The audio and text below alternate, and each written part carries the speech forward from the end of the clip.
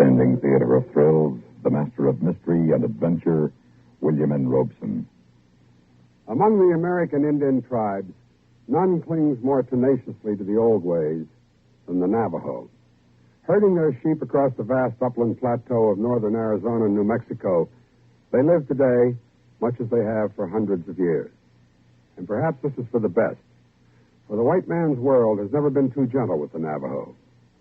Our story is about such a one, a Navajo whom the white man taught to kill and then punished because he could not forget his lessons. Listen then as Joseph Cotton stars in Red Cloud Mesa. Red Cloud Mesa, starring Mr. Joseph Cotton. A tale well calculated to keep you in suspense.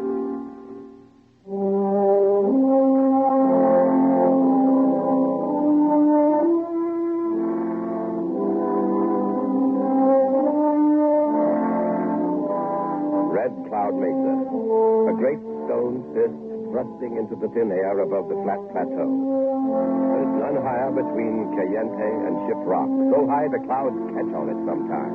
Red clouds if the sun is rising or setting. Red Cloud Mesa. Below the mesa, where the wheel tracks snake across the reservation from Gallup, is the Red Cloud Trading Post. I'm the trader. One white man amongst thousands of Indians. Lonely? Sometimes, but I like it. I think of the Navajos as my people. They think of me as their friend. That's the way it's always been with us. I was born here. I grew up here. Today, I nearly died here. I've been expecting you, Four Thumbs. You're my prisoner, Captain. Is that the same gun you killed the guard with? You're my... How'd you know? The radio's full of it. How you shot your way out of the psychiatric ward of the Veterans Hospital. You believe everything you hear on the radio and read in the newspapers? Most everything. You believe them before you believe a man who served under you? Or a man that was in your outfit in France? In this case, yes. For an Indian, a padded cell is no place to die. It's no place for anyone to die. And you won't turn me in, Captain? Can't do anything else. Unless you leave. I've got no place to leave, too, Captain. That's why I come here. I counted on you to help me. You always have. Have I? Yeah, in the bows that time. But you know, when my platoon was cut off for 6 days, you got through with help just in time. I couldn't have lasted a minute longer. I got through a day too late. You crazy. Look, Captain, I'm here. I'm alive. You got through just in time. 1, maybe 2 days too late. I'm sorry. What you sorry for? I'm alive. Yes, alive. He was alive when I got through to him that day in the bow. The only one left alive. He was giving orders to a platoon of dead men and carrying the orders out himself. It must have been like that for his forefathers who defended this final mesa here against the white man 100 years ago. Like them, he did not know how to say surrender. He did not notice that his mind had deserted the action and left his body all alone, defending the position. Give me that gun. You gonna hide me? I don't know yet. Give me the gun. And unlock the door. No, I won't let them That's take an order, Corporal. You're back in my outfit now. I take all the responsibility and I give all the orders. Give me your gun. Yes, sir. Thank you. Now open the door. Yes, Captain. Have you heard the news, Mr. Bowman? What news, Rabbit Stocking? Well, that psycho from Window Rock broke out. He killed a man, ditched his car in the Chihuili. They figure he's headed this way. I heard. We'd better be ready. We are ready. Rabbit Stockings, I want you to meet one of us. One of us? One of us? I want you to meet Rabbit Stockings. Yate, one of us. Yate, Rabbit If Stocking. he is headed this way, Mr. Bowman, I could begin to put my knowledge into motion. Rabbit Stockings is referring to the correspondence course he is taking to learn to be an FBI man. I am also taking a course in bodybuilding, pedicure, and diesel engines. Why? Because I don't want to be a dumb Indian all my life. I want to have a white man's diploma in something.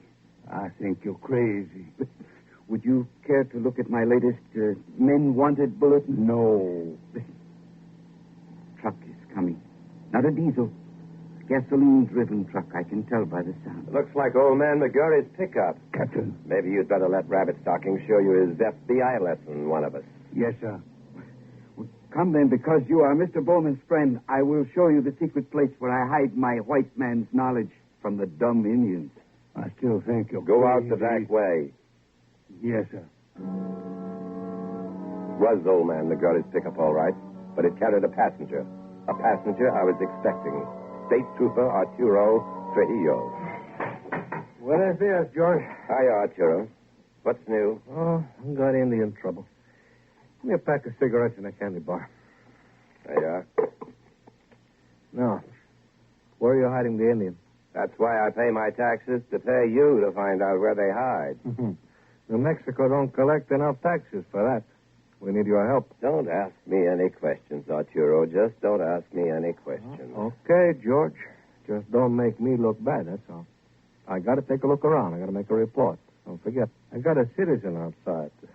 Old man McGurry. I got to go through the motions. I'll send Yellow Salt for someone to show you around. Why can't Yellow Salt do it? You don't understand these people, Arturo. Yellow Salt is an elder. So he squats in the trading post porch all day while his wife herds the sheep? It is the privilege of an elder. I wish I knew their secret. Maybe I could get an honest day's work out of my wife. I'll be right back. Yeah, I tell you, Yellow Salt. Yeah, tell you something. The ending of the day finds you well, Yellow Salt? Well enough, but I have been asking myself a question. What is the question, brother? Perhaps I can help find an answer. It is this, Santi. What is the cop doing here? Oh, he's perfectly safe. He's got to make a report. We don't want to make him look bad. Santi, this presents another question. What is it he doesn't want to look bad about? That psycho boy, Four Thumbs. He escaped and killed a man. The cop has orders to look for him. They want to put him back in a padded cell. Well, then, really, Santi, what can I do not to help? Really not to help. Go find me a boy named One of Us who is with Rabbit Stockings so he can show this officer around so this officer can make out a report and not look so bad that they will send someone else who is thinking in terms of heroic actions or worse, someone who is sincere. As you say, then, I will do my very best not to help, since this officer is not sincere. You know where Rabbit Stockings hides his white man's lessons? Everybody knows, in that little cave where the petrified tree rolled off the edge of Black Canyon. Everybody knows? Well, even so, only Rabbit Stockings does not know that everybody knows. So he still has his secret. My thanks go with you, brother. It is an honor to be able not to help the police. Well, someone will be here to show you around in a few minutes, Arturo. Thanks, George. I just don't want to look... I just don't want to look bad. You won't. I always get the feeling these Indians of yours don't trust me. They don't trust sincere people. Are you sincere, Arturo? Huh? I don't get The you. Navajos feel that their nation has been cheated out of almost everything they ever owned by sincere people. You know they have a point there? Looks like you don't trust them. What do you mean? Oh, how come you got this carbine leaning against the showcase? Now, watch out. It's loaded. Why? I don't know, really. I lived with that gun from Red Beach to the Rhine. It sort of became a part of me. I feel better having it around. You feel better, George? Or more sincere?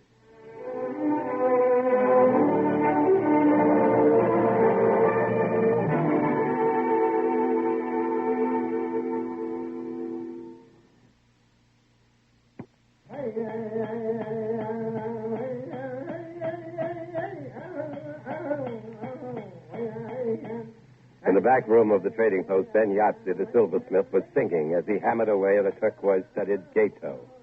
Then a couple of women wandered into the store, carrying their babies strapped on cradle boards. Silently they squatted, never taking their eyes from Arturo Trujillo, the uniform symbol of white man's authority. A little later, old man Tornface slipped in without a word. His toothless mouth twisted into a permanent grin by the long-ago kick of a forgotten pony. Then a couple of dirty-faced kids with scraggly, uncombed hair. They sat there, all of them, wordless. Make me nervous, George. Tell them to get out. They belong here, Arturo. You don't. You're making me look bad in front of them, George. What do you care, just so you don't look bad in front of the white men in Gallup? All right, George, all right. He turned his back on his silent audience, stamped out a cigarette, and began to build a pyramid with the candy bars I'd given him for his wife. There was no sound now. It was silent inside the storeroom, silent as death. Outside, silence too, save for the Albuquerque plane far off, and closer, a fly buzzing on the screen door. The pyramid was finished, all but the capstone. Arturo carefully raised to the final candy. You want me, Santi? Oh, hey, what's the big idea? You made me wreck it. You crazy. What did you say? I said you're crazy. Want to make something of it? I was just having some fun. Arturo, this is one of us. He'll show you around. What? Oh, but don't bother. I guess I've been here long enough to make out a report. Old man McGurry is getting impatient. Anything you say, Arturo. Don't forget what you promised, George. I won't, Arturo. What did you promise, Santi? You double-crossed me? No, one of us. I promised him that you would not get caught by somebody else in his territory and that you would always be a good soldier and not cause any more trouble so that you would not die in a padded cell. Well, why did you send for me to show him around? If you showed him around, then he could not find you hiding. Could he? No, Captain. You will go back now to Rabbit Stocking's cave. You will stay there until it is safe for you to take a Hogan. Yes, Captain. Hey, George, I forgot to... Hey, crazy Indian, put down that gun. Poor Tom! Cease fire! George, I only came back for the candy.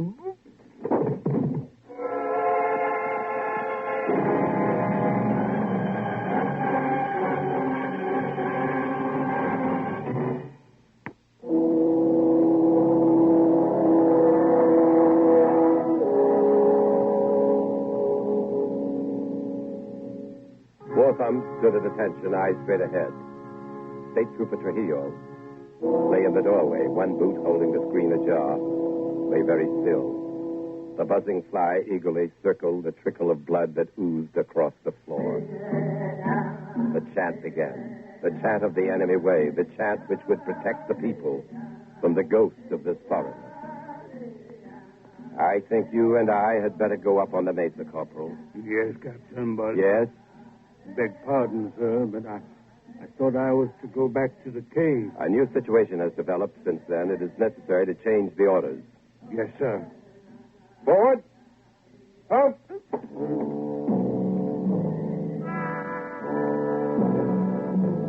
The low scud stretched away to the limitless yellow horizon as we started up the narrow trail along the face of the mesa. We climbed silently, steadily, 10-15 minutes. Upward across the sheer face of the cliff, four thumbs holding the proper combat patrol distance, 10 yards behind. Steadily up, always up, toward the gathering clouds, now orange with the dying sun. Captain? Yes, Corporal? I've still got the carbine. I'd forgotten. Forgotten completely. I turned slowly, erect, trying to look like a CO in my cowhide jacket and Levi's. Yes, he still had the gun. A Section 8 psycho who was also a combat infantryman still had the gun and still held his prescribed position 10 yards behind me. Well, I should hope so, Corporal. A man isn't much good on patrol without a gun. Yes, sir. The trail was narrow now as it approached the switchback. 600 feet up, the sheer cliff wall from the desert floor. And above, the clouds were thicker in the Mesa's fist. All orange now, deep orange. Captain? Yes, Corporal. Ever hear of an officer being shot in the back by one of his own men? So you hear stories like that from time to time, back of the lines, up front? Well, I suppose it depends on what kind of a leader a man is. Yes, Captain. We were clambering over boulders now, the great rocks that poor Thum's ancestors had rolled down from the mesa top, thinking to keep the white men away forever. They almost did. But descending this final fort, the top of this dry mesa 200 feet above us in the clouds. They ran out of water. No one quit. They were still up there. And then we were at the switchback.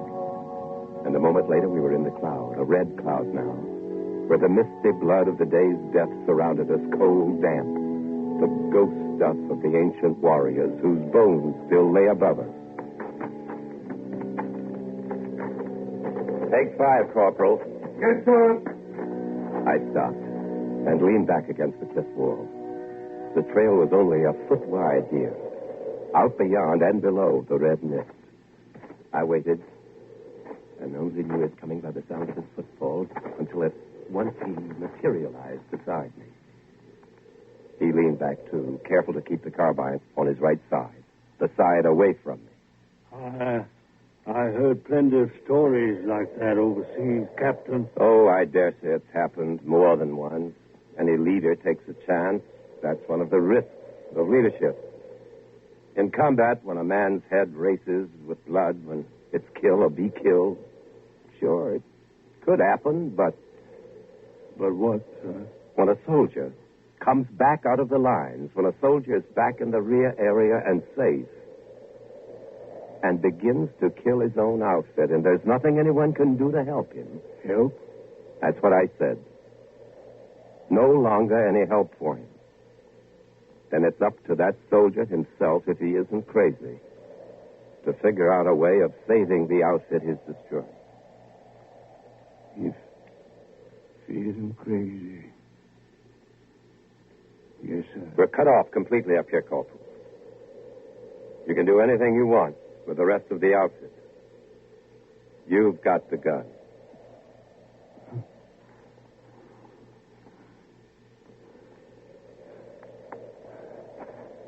Yes, Captain.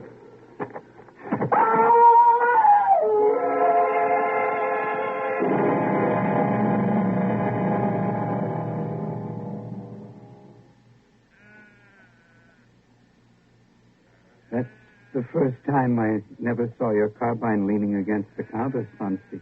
And you never will again, Rabbit Stockings. I would expect a dumb Indian to bury a man's weapon with him, but not a white man. It was a valuable gun. My people believe a man is more valuable. And we respect your ancient customs. Thank you. And thank your people. Must have been quite a climb, carrying his body all the way to the top of the mesa. That's where he belonged. Up there with the other warriors. Those old people, cut off up there without water. They must have gone crazy before they died. Probably. But they stuck it out when they could have quit. Yes, they did. And he was their son.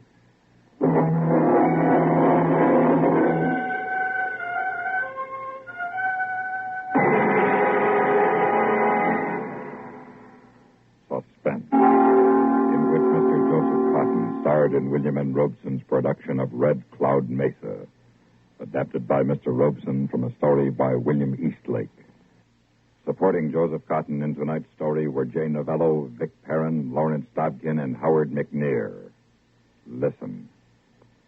Listen again next week when we return with Mr. Dennis Day starring in Like Man Somebody Dig Me.